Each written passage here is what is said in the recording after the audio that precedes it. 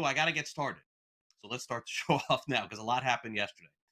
All right, the first piece of news of the day is the worst piece of news of the day in the National Football League, especially if you're a Bengals fan. Joe Burrow, who left the game against the Jaguars very early yesterday, will need to have toe surgery. That's going to sideline him, folks, for 3 months.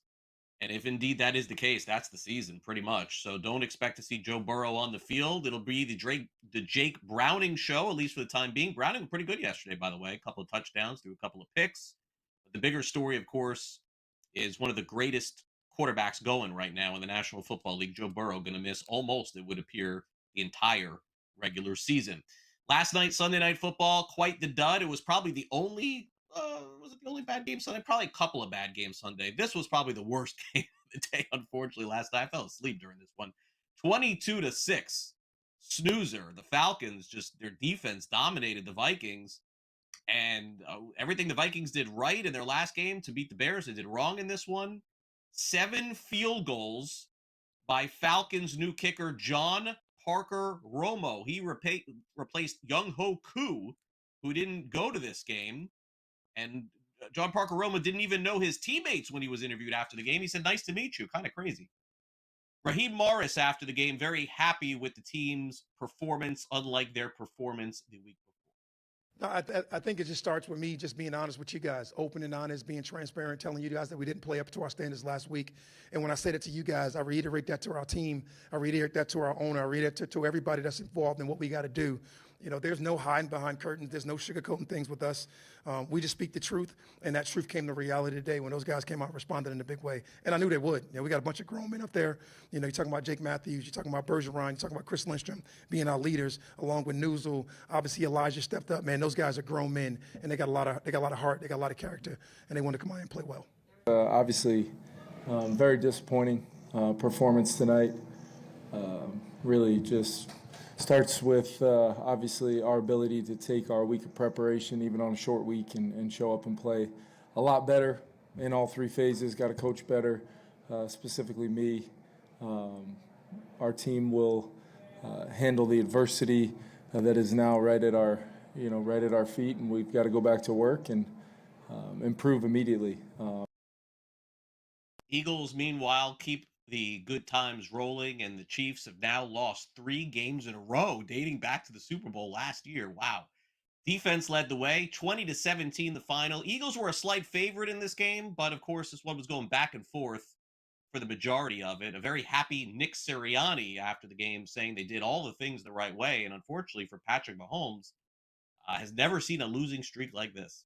Resiliency, playing for each other together, not wanting to let each other down, the process that they go through, and just all the things, that the mental toughness that we have. It's just a bunch of good guys, good coaches, good players. And yeah, our job, especially, you know, early in the season is, and what I've said constantly to the team, is find a way to win, take pride in winning any way that you possibly can, work to get better throughout the week, repeat.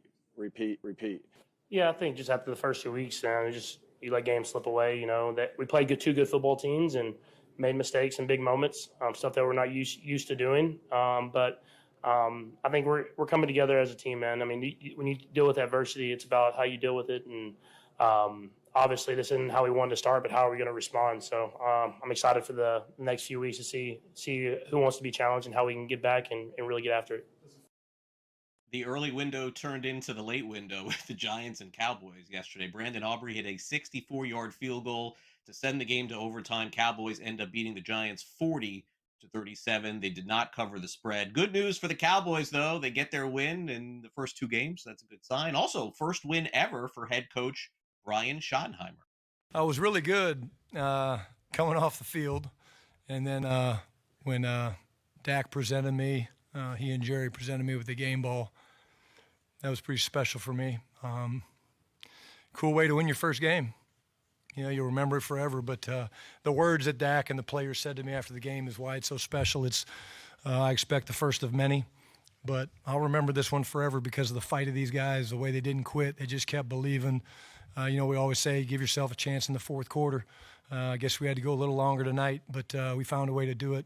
and very, very special. But so proud of those young men, man. You talk about pro football and the ups and downs and the high lows and giving up big bombs, and then you got to go back out there, and some of the situational stuff we did was just incredible. What can I say about Brandon Aubrey? I mean, just, 4 field goals, 51, 44, 64. Would have been good from 70, and then the walk-off 46-yard kick. Yeah, so proud of those young men. The hard work that they've done. This is about them. This isn't about me. It's about them, and I'm just so blessed to be their head coach.